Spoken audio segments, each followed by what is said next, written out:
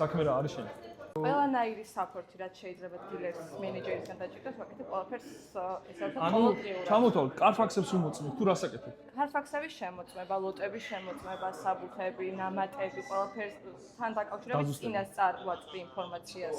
აი რატომ უნდა დაიწყოს დილერმა ჩვენთან მუშაობა? რას ეუნები და ზოგადად? აი მე რო ვიყო დილერი, ეხლა მე ვარ დილერი ჩათვალე რა.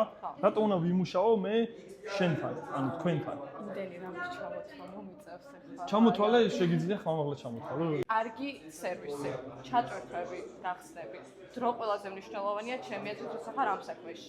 აი მაგალითად ჩამომყავს 10 მანქანა და მინდა 20-მდე ავიდე თვეში. ამისთვის აი რაში როგორ დაეხმარები შენ ან ეს კომპანია დილერს რომ გავზარდო მე მაგალითად გაყიდული. პირველი რაოდენობის ზრდისთვის არის ფასი, სერვისი, ანუ კმაყოფილი კლიენტი და ავტომობილის რეალიზება, ხო? ანუ ავტომობილი თუ ვერ გავყიდეთ ფიზიკურად რაოდენობებზე ვერ ავარ. ამ კუთხით კომპანია გეხმარება, რომ გაზარდო რაოდენობები. ანუ გამაყიდინებთ კიდევაც მანქანას.